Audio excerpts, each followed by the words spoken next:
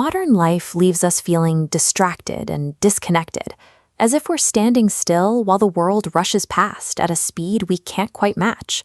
We find ourselves overwhelmed and quietly exhausted, yet we rarely look at our physical surroundings.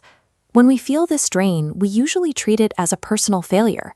We assume we just need more discipline or a better app to manage our focus. But we've been trained to treat our homes and offices as passive background scenery. We ignore the fact that these spaces are active participants in our daily stress. Think about the tiny frictions that add up. A kitchen with sticky drawers and no counter space makes cooking a frustrating chore until takeout becomes the only viable option. A noisy office forces you to work behind headphones, while a cluttered bedroom quietly keeps your stress levels elevated long after you've tried to go to sleep. Researcher Lady Klotz suggests that our path to a more purposeful life starts by recognizing how these physical spaces dictate our mood and physical health every single day. By ignoring the design of our everyday environments, we stay trapped in a cycle of stress, never realizing that our surroundings are the ones pulling the strings. Modern technology has accelerated this by removing our need to interact with the world. GPS dictates exactly where to turn. Streaming platforms autoplay the next episode before deciding if we're still interested. While this saves time, it also severs our connection to discovery. We stop stumbling across unfamiliar streets or finding that quiet, family-run cafe that wasn't on our digital map. Psychologists point to 3 basic needs: control over our environment, opportunities to learn, and connection with places we inhabit. When these factors overlap, a space becomes a support system. This sweet spot is where design and mental well-being meet. When we trade all of our spatial interaction for digital convenience, we accidentally surrender this psychological agency, leaving us feeling rooted in nothing. Our drive to shape our surroundings is as old as our species. Long before cities, we searched for shelter and blocked winds to stay warm. That instinct is still there, whether you're a child building a fort or an adult choosing a paint color. Unlike other animals, humans adapt intentionally.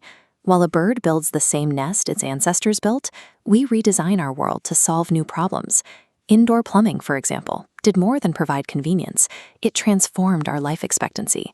Even though we no longer need to build a shelter to survive the night, that psychological craving to control our territory remains active.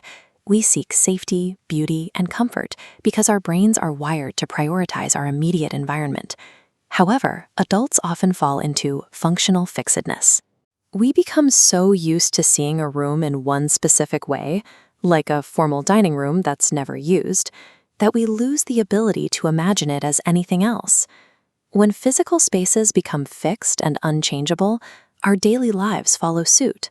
We fall into narrow loops, and life begins to feel flat and repetitive. The problem is that having too many choices can lead to paralysis. When we try to fix our lives by perfectly redesigning a home or a routine, the sheer number of options often leaves us more dissatisfied with the result. Visionary designer Buckminster Fuller avoided this by focusing on the direction he wanted to go, rather than getting trapped in analysis.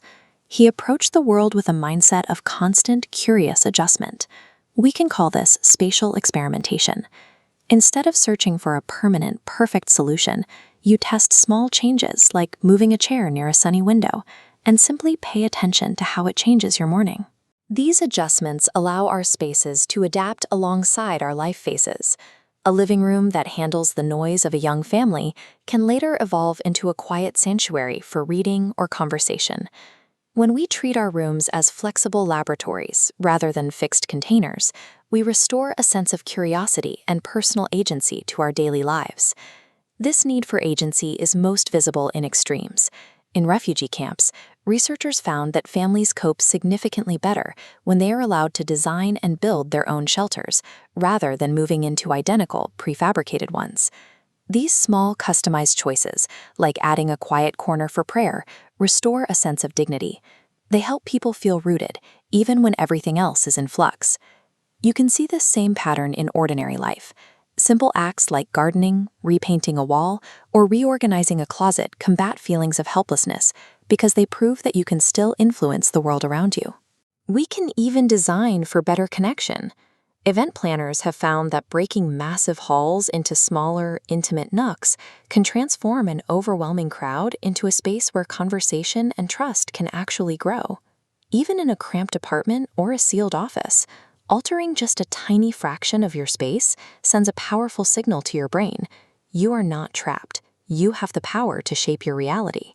Growth usually begins at the edge of familiarity. Comfort has its place, but the most supportive spaces are rarely the most controlled. Spaces that leave room for discovery and participation provide the necessary environment for a healthier, more engaged mind. They allow us to stay responsive to our own changing lives. Today, try one small experiment. Move a piece of furniture, clear one desk, or walk a completely new street. See how that one tiny adjustment changes your perspective. To change your internal habits, you often have to start with your external habitat. Because, in the end, the spaces you shape are the ones that shape you.